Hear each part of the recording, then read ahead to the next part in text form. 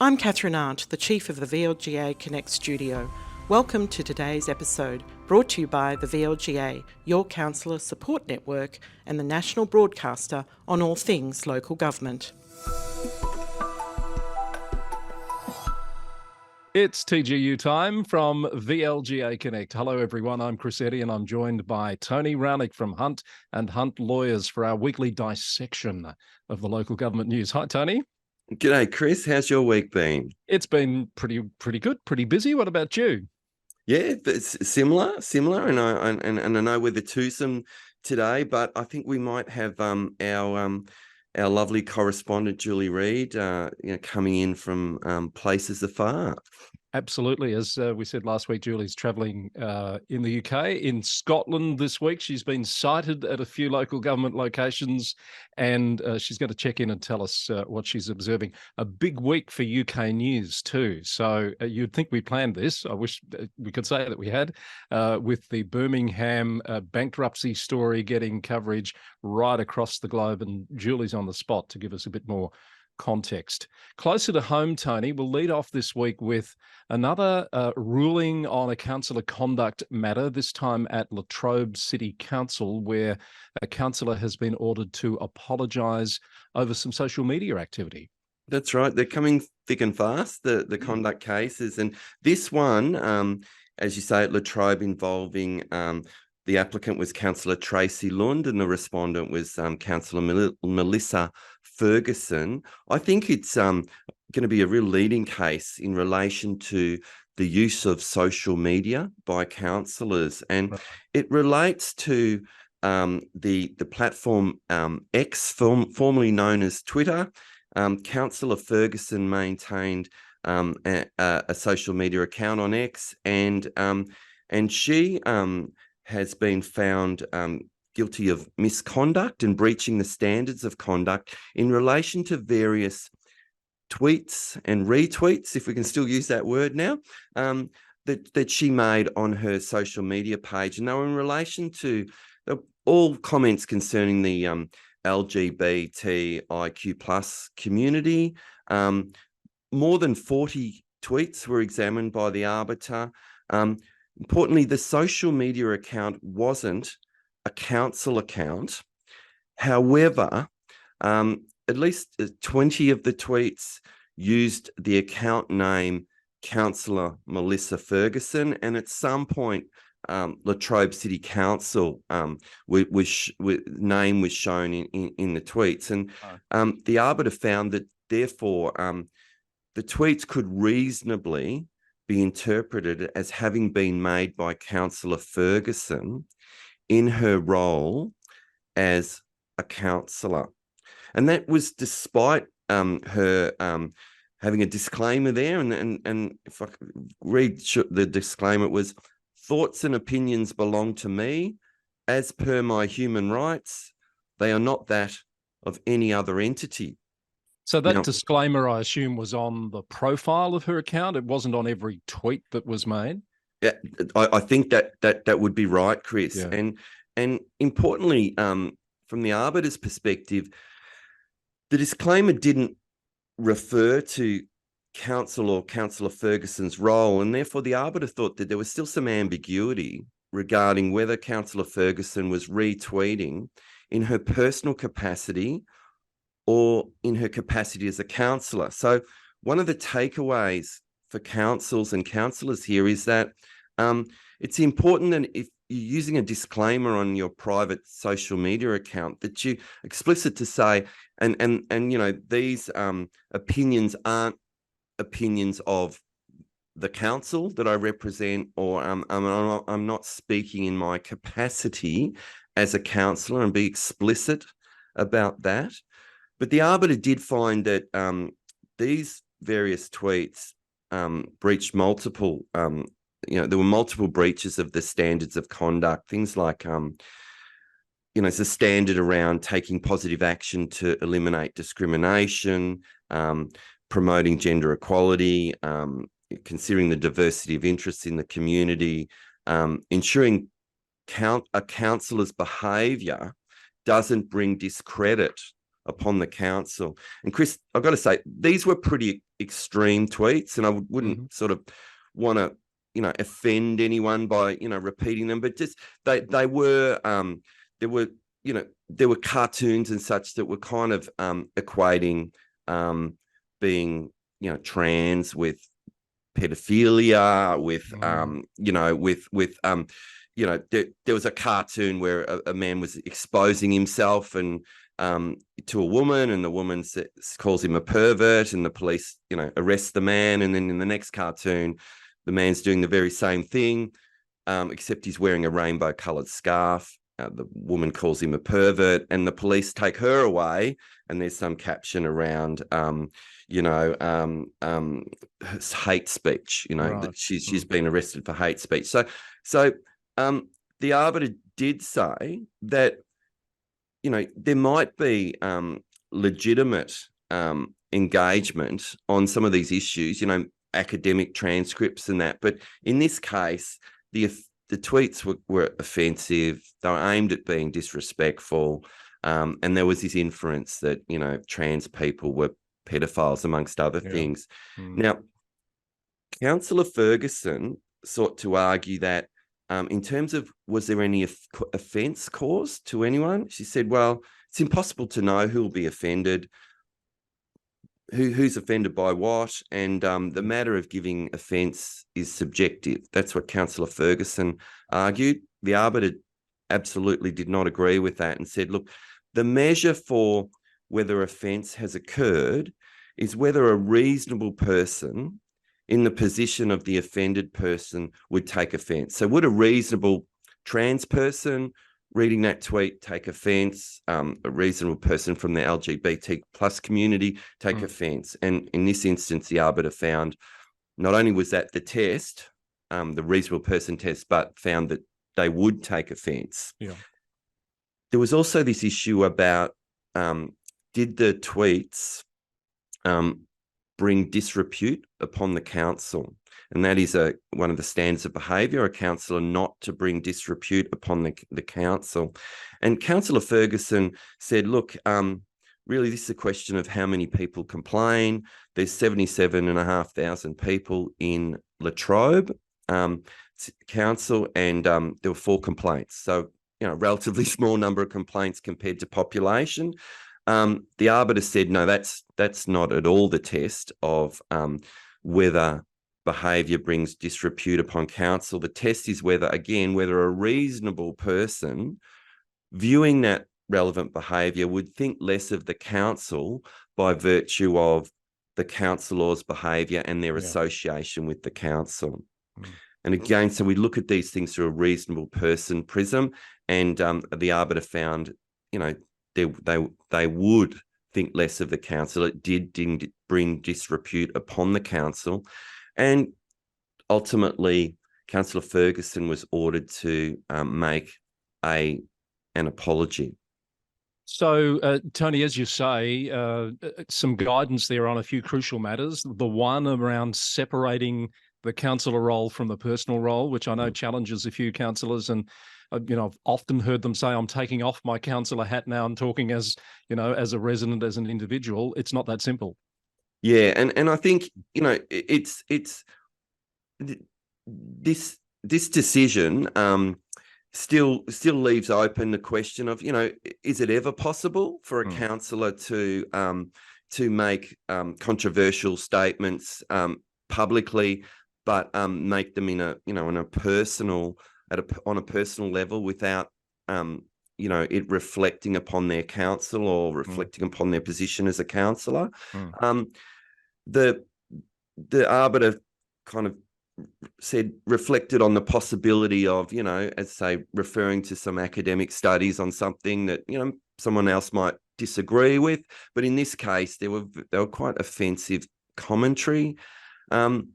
But yeah, I think it is quite difficult. And as a minimum, I think councillors need to be very explicit in the disclaimers they use on private social media accounts. Make it very clear. And if they're going to use language like, I've learned as a councillor, or have their name Councillor Smith, on the social media page, or even have a reference to the place that they represent as, such and such Shire Council, then it's going to be very difficult not to draw the analogy and have the link, the nexus between their role as a councillor and those comments. So, and as you say, some guidance on the issue of, offence and disrepute. The councillor was ordered to make a verbal apology at a council meeting and a written apology, as I understand it, within a week of that, which as of today, I don't think has yet occurred, and to undergo diversity training. Now, Tony, I watched the council meeting on Monday night. I heard Councillor Ferguson read a clause, if you like, out of the arbiter's ruling, and I then waited for the apology. I gather that Councillor Ferguson believes she's made the apology. What was your take? Yeah. I watched it as well, the recording, Chris, and what she in fact did is read a paragraph from the arbiter's decision, the paragraph that was, essentially part of the findings of misconduct, but there was no I apologise. There was no language that said I apologise, and that was, I guess, what you were looking for, and most of us would expect to hear in an apology. So I guess we'll wait and see whether the arbiter reflects on that, or there's any other further action in relation to that. I notice in the media reporting, the councillor who brought the complaint has made a comment that they're seeking advice on whether it actually met the requirements of an apology, and I think the media has described it as lackluster.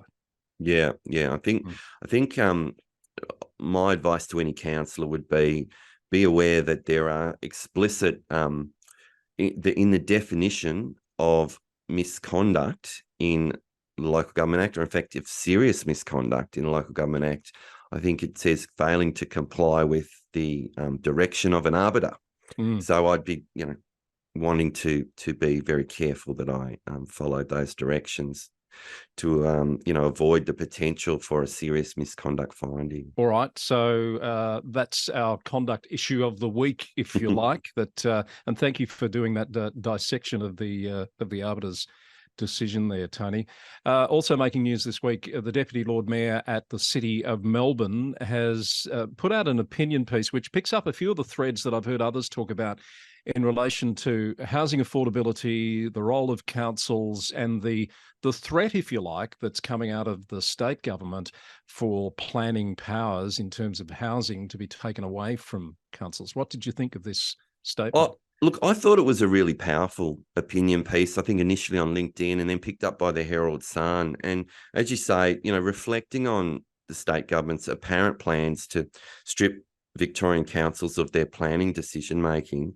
And a very experienced councillor, Deputy Lord Mayor Nicholas Rees, says, well, I think it's more likely would make the problem worse while undermining those democratic principles of terms of local representation in decisions. And I was interested, he quoted Winston Churchill, who, of course, famously described democracy as, the worst form of government, except for all the other ones that have been tried from time to time.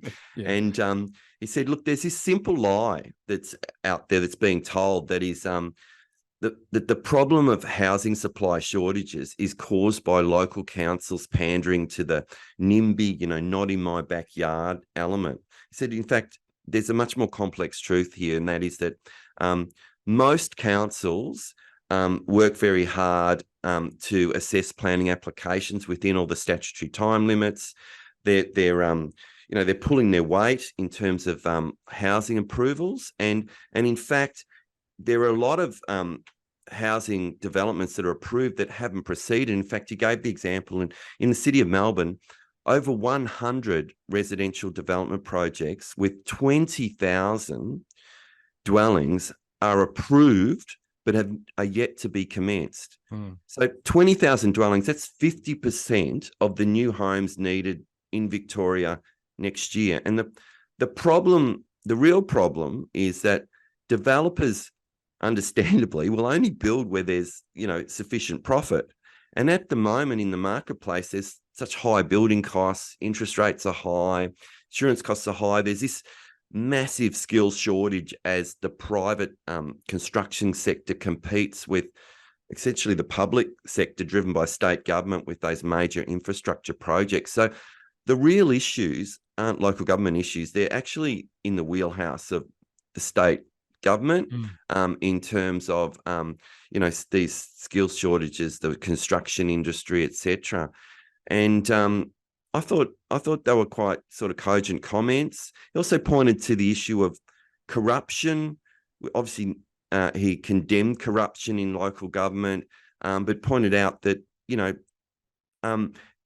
other officials, potentially, public officials making planning decisions who aren't elected, they are still susceptible to corruption. And in fact, we don't change the whole Westminster system of, ministerial responsibility every time a minister's found guilty of corruption. And certainly in this term of government, we've seen that occur with some inquiries and some adverse findings against ministers, and the state government hasn't abandoned that system of government. So why would we be doing that in relation to local councils and planning decisions?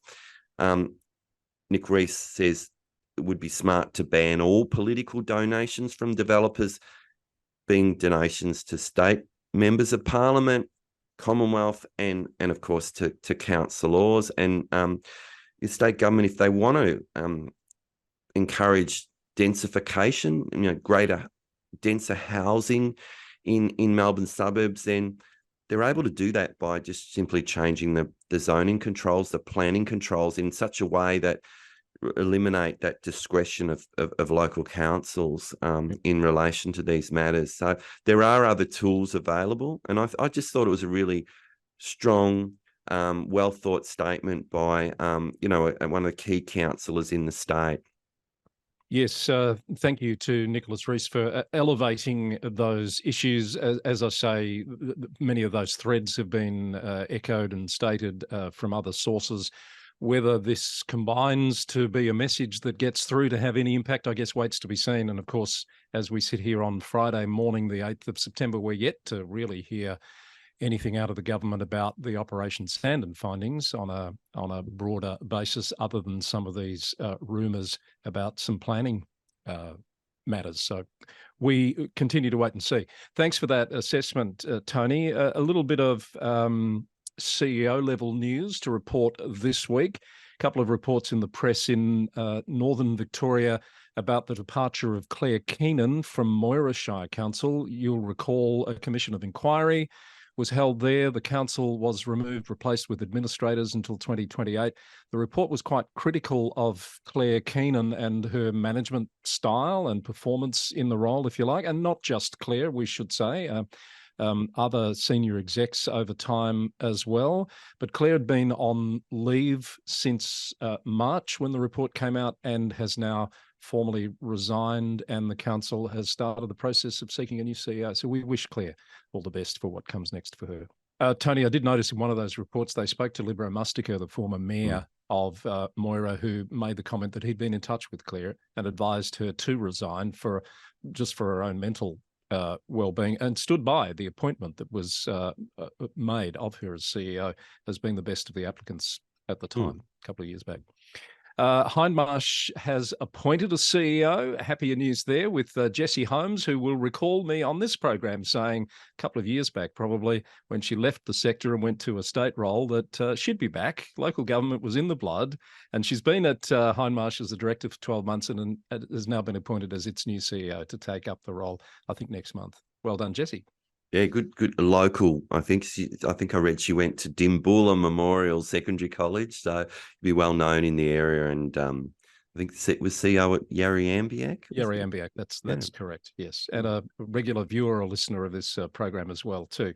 And we just note that the former acting CEO, 12 months in the role, pretty much at Greater Geelong, Karina Filand, has left Greater Geelong. That was announced early this week. Tony, you would have seen, I think everyone's read Karina's post a couple of weekends back, reflecting back on her time as acting CEO.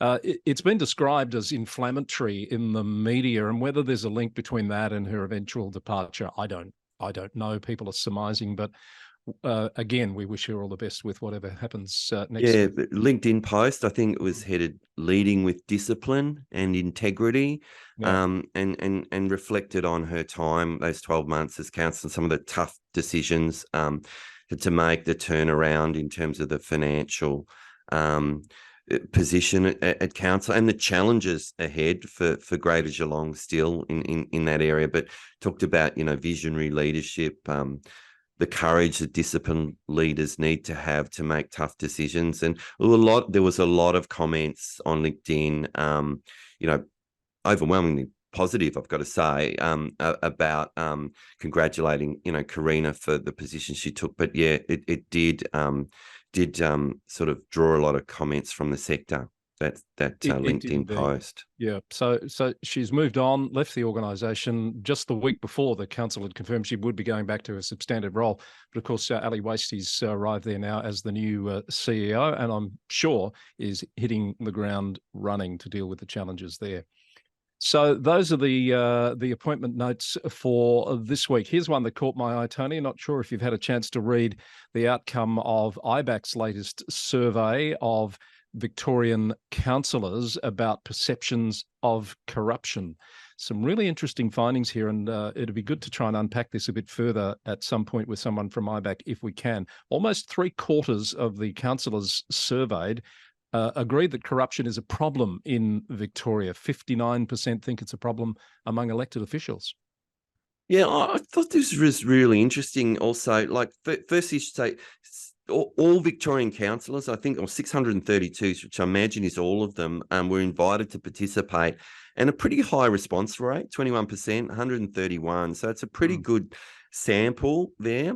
I found it really interesting to contrast the findings here to the survey this year of MPs, members of parliament. So, for example, on the, do I know how to report corruption? 88% of councillors said they knew how to report corruption. Only 61% of MPs knew how to report corruption. And then the question, would you report corruption that you saw? Well, 82% of councillors strongly agreed that they would. Only 64% of MPs strongly agreed that they'd report corruption. So I thought, and yet when you look at both councillors and MPs agreeing that corruption was a problem, the numbers were similar. So I think the sector is actually doing a lot better, it would appear, than the state government parliament in terms of creating a culture of reporting corruption and understanding how to do that if they observe it. We'd still love to see that number up at the very high 90s, 100%, in fact, of councillors saying they would report corruption if they saw it. But pretty strong numbers coming from the local government sector there. Yeah, absolutely. I guess that is a positive. The advice from council's governance teams are commonly relied on by councillors, which makes sense. But many agree it's difficult to find guidance when seeking advice on corruption.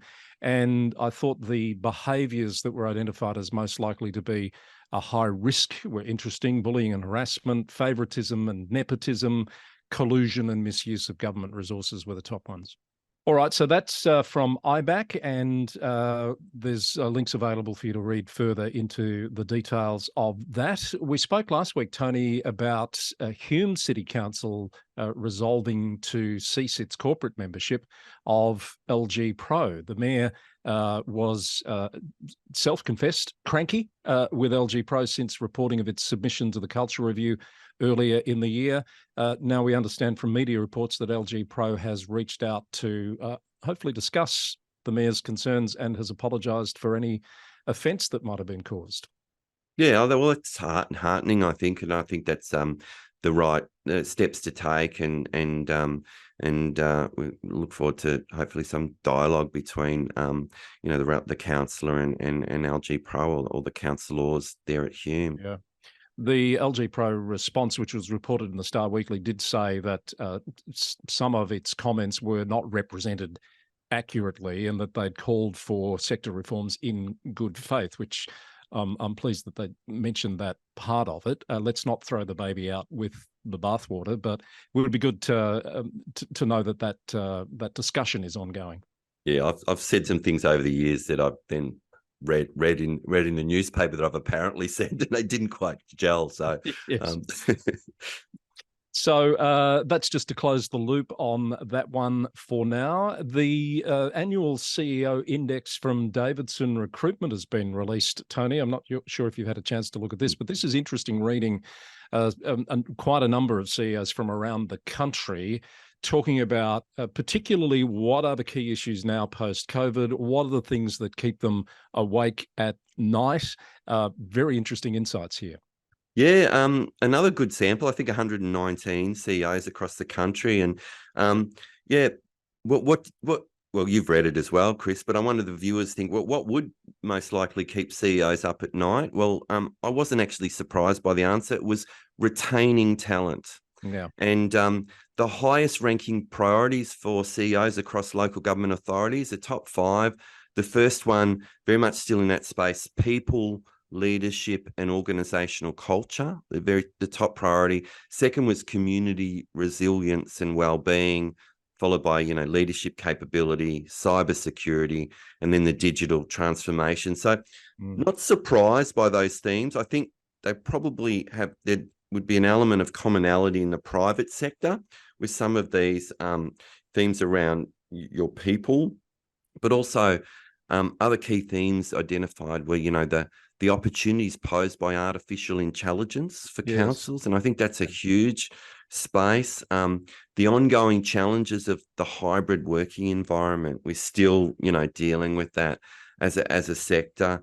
And of course, in terms of this sourcing staff challenge, commonly an issue around engineers, statutory planners, project managers. It's across the country, and it's something that, CEOs are grappling with every day. And I suspect it's something that'll come up shortly when we have our correspondent from Scotland reporting in on the issues for local government over there. So well done to Davidson on that very useful survey, that CEO index, which is available now for 2023.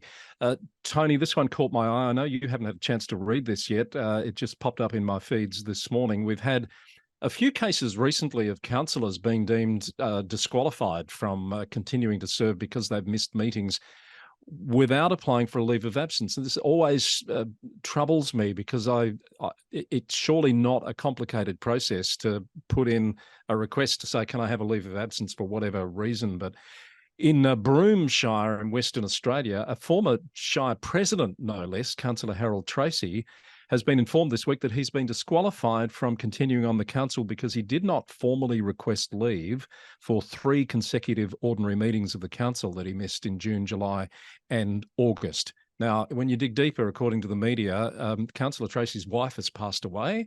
Obviously, it's been a very difficult time for him, but the law is black and white, and he's gone. It's a sad set of circumstances, but as you say, the law's black and white. One would think that there'd be people around that councillor who could, fill out a form and basically say, can you just put your signature on here? You're going through some difficult times. I think, you should apply for leave of absence. So presumably at some point, he's made a phone call and said, I won't be in at work, or or someone's done that on his behalf. I think council's in a really difficult situation here, because I dare say that if the language of the Act reflects what's in Victoria, there's no discretion there to look behind the circumstances.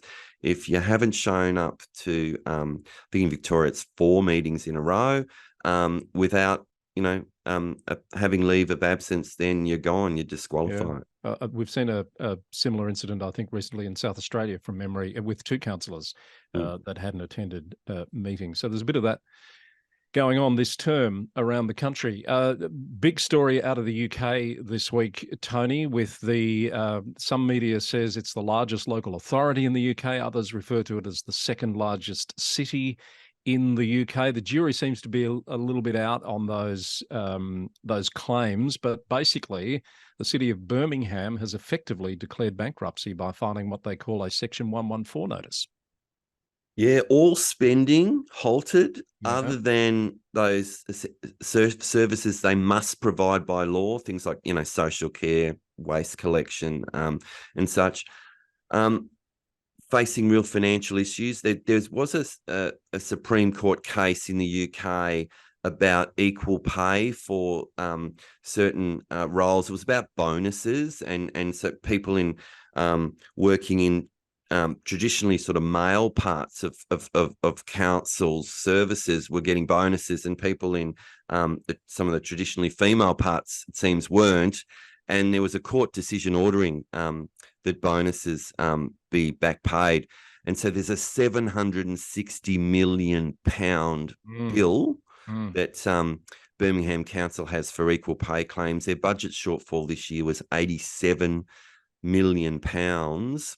And interestingly, to draw the Victorian analogy, Chris, seems like there's another major sporting event that's in question in terms of the hosting, because Birmingham's listed for the 2026 European Athletics Championships as the host city. And, it's already, there's some discussion about, will they be able to afford to do that? They're likely to need to withdraw from, that hosting role. Not only that, Tony, some of the commentary that's come out, they held, of course, the last Commonwealth Games, and some are suggesting that's one of the reasons for the financial predicament. I was told last night that the government picked up the bulk of the costs of running the Commonwealth Games, so that argument perhaps doesn't hold water fully.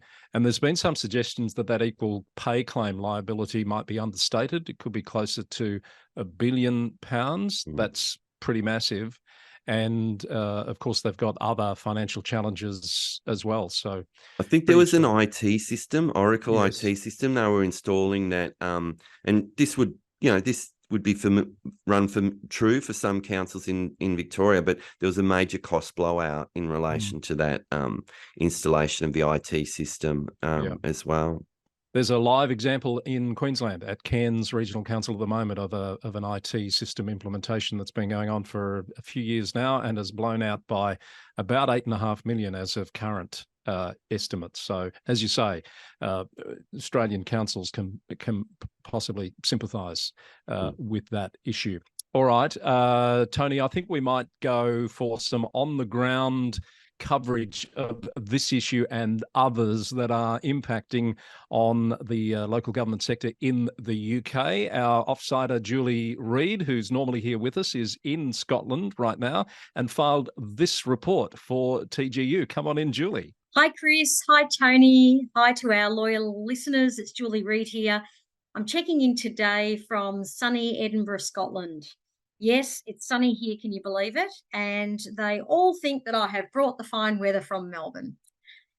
Anyway, Chris, on my journey to Scotland, I was keen to find out about how local government is tracking post the intense COVID-19 pandemic period we all faced. So Scotland is made up of 32 councils where they have huge responsibility for services, including education, housing, infrastructure and social services. So it's a little bit different to Victorian councils. They are much bigger, but interesting that they have lots of similarities as well. So today I was excited to meet with Sarah Waters, the Director of Membership and Resources from COSLA. COSLA is the Convention of Scottish Local Authorities. They are the equivalent to the VLGA in Victoria, however, a much larger organisation providing a service for local councils across Scotland. COSLA is actually a councillor-led cross-party organisation who champions councils' vital work to secure resources and powers they need. They work on councils' behalf to focus on the challenges and opportunities that they face. And they engage positively with governments on policy, funding and legislation on behalf of the councils. They have 120 staff, Chris, that support the operation of COSLA, so much bigger than the VLGA. So interestingly, that on a monthly basis, all the leaders of the councils, like the mayor equivalents, they get together and they consider and vote on the strategic direction of local government across the country. I thought that was really impressive what they do and that commitment that they have every month to meet. They also have set up 4 key policy boards which come together quarterly on issues of economic development and the environment, children and youth, community wellbeing, and health and social care. So a real commitment to those 4 sort of pillars of work. Now, COSLA has a focus of local by default and national by agreement.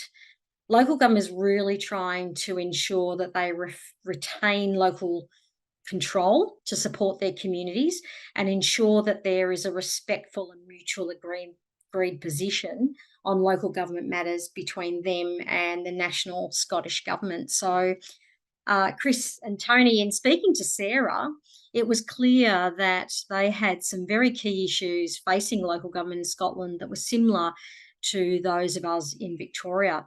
Firstly, financial sustainability. I know that I've been talking about this for a while in the UK, and we've just seen recently, this week, in actual fact, Birmingham City Council has declared themselves effectively bankrupt. Now, obviously the Scottish councils are looking closely at what's happening in England, because they've been on a journey of no growth based on inflation, a flat cash situation, and they've had to reduce staff. Now, across Scotland, I believe that there are 220,000 staff employed in local government. Now, obviously, that's a lot higher because they have education and housing within their portfolios. So it does make a bit of a difference. Now, they've previously been capped on their tax, their council rates, at around about 3 to 4%. However, I believe that this year the national government have actually lifted or changed their policy direction. They've lifted this and they're allowing councils now to increase their taxes by what they decide to do. Now, the largest increase by councils this year has been Orkney Council, that have raised their council tax by 11% because they were in real bother and needed to obviously increase substantially to be able to continue to be financially sustainable. So, obviously the government's looking at that quite closely, but 11% is the highest so far that we've heard. So just to give you a bit of an idea, probably between 70 and 75% of the expenditure by councils would be on staff in local government. So it's pretty high. So councils also face major challenges with issues on a weekly basis. And you might have heard this week there's been an announcement that tens of thousands of government and privately owned buildings need to be safety checked due to reports of crumbling RAC concrete, so RAAC concrete, a massive cost for local government going forward. So that might have hit the news in Australia, I'm not sure, but, we remember the cladding issue. Obviously, that was huge for the UK as well. And now this concrete issue in the UK is causing lots of headaches for local government. The second challenge, Chris, for councils in Scotland relates to this ensuring this ongoing local democracy. There's a local governance review being undertaken by the Scottish Government, and I'm going to try and find out more about this one, Chris. There is some question over trust between the national government here and believing that local government can deliver on priorities. So COSLA have developed what they call a Verity House agreement, and that's been signed up by both levels of government to work together and support each other. There is hope that this will ensure more engagement up front between the levels of government and greater respect. And I suspect that this is ringing familiar with councils in Victoria, because we remember that we used to have an agreement between state government and local government, and there's been talk about maybe trying to get that updated, refreshed, and so there continues to be that level of respect between the levels of government. Well, they are going through that here in Scotland again as well. And there's work towards understanding what local government in particular should do, what they should stop doing, and what the national government should focus on, and making sure there's really no overlap with local government. So the third challenge, Chris, that I found, and you won't be surprised at this one, it relates to recruitment and retention of staff in local government. This is a big issue here as well. The same professions, Chris, as Victoria, planners, building officers, environmental health officers and accountants are in short supply. There's big competition here with the private sector, and it is an ongoing challenge for local government here as well. So a worldwide issue, obviously. Another sort of interesting thing that's happened here is post the pandemic is that there's been a spill out of CEOs retiring in councils in Scotland. 1/3 of the CEOs across Scotland have actually retired, and they've got new CEOs in place, lots of very new CEOs. But an interesting fact, Chris, that I was really honed in on was the fact that we've now got in Scotland 60% of CEOs that are female and 40% are male, shifting the balance from predominantly male now to predominantly female. An interesting trend that we haven't quite seen in Victoria yet, but really something that I was pretty chuffed about, Chris. So, Chris, in a short time with COSLA, I could see many similar challenges in local government that they're facing in Scotland, the same as Victoria. And what I'm hoping to do is come back to you again with part 2 on my report to TGU. Hoping to give you some examples of some of the amazing work that's going on here in councils in Scotland. That have been recognised for some sector awards. So if I could sort of say, stay tuned for part 2 in a couple of weeks, Chris. I'll have a bit more information by then, and hopefully share some good news stories from Scotland. So, Chris, this is Julie Reid signing off from Bonnie, Scotland for now. Chris, Tony, hope to see you again really soon. Well, that was fabulous. Thank you very much, Julie, for filing that in the middle of the night for us, during the day in the sunshine, as she said, for Julie, and we hope to hear from her in a couple of weeks. But interesting, Tony, some of the commonalities there. She's talking about the financial challenges, the impact of rate capping, and they seem to be coming out the other side of that. This school building story that has been in the news here in the last week or so. But those recruitment challenges that we were talking about earlier from the Davidson report. Seems like a worldwide phenomenon, doesn't it? And but what a great securing great interview there with COSLA, you know, the local authority or the representing authority for local councils in Scotland, and really great insight. But yeah, it seems that that we have this worldwide phenomenon around skill shortages, and of course councils are often left again sort of carrying the cost of structural issues with buildings that, you know, turn out that there might have been a defect in some building material unknown at the time. And we've seen this, you know, in Victoria with, you know, the cladding, flammable cladding on buildings and such. Sometimes councils have had to go to great expense there. We're seeing it with the rack concrete issue in buildings in the UK. Yeah, I don't know that we've ever been able to come up with the great answer to or the solution to this recruitment and retention of staff. I think there's probably a multiplicity of you know, solutions, and councils across the world are looking to employ those and looking for examples in other jurisdictions to try and, you know, see what works there. Funny you should mention that, Tony. Coming next week for subscribers of the Local Government News Roundup, and then post that for everyone else, is an interview I've done with Fabian Dattner from the Dattner Group about just that issue of attracting and retaining the skill set that's needed for councils to thrive, particularly from a regional council focus. So look out for that interview that's coming in about a week's time. You didn't know that, Tony, but thanks for the opportunity to plug that. And with our enormous budget, where are we sending you, Chris? You'll be off somewhere. Yeah, it's called Lara. That's right. Out into my backyard, I think, if the wind stops. Now, the other thing I wanted to note from Julie's conversation was the 60-40 female-male CEO rate, which is something that I know a number of people in Victoria will be very envious about. Yeah. I don't know. Do you know the proportionate numbers in Victoria roughly, Chris? I don't. Well, last I recall, I think it was high 30s. We might have cracked 40 at one point. It does fluctuate. We certainly haven't reached the 50-50 point. There you go. Well, Yeah. it's interesting. Maybe they're a little ahead of the curve there in Yeah, the UK. absolutely. All right. Before we wrap up, your pick of the week this week, a decision at Monash has caught your eye.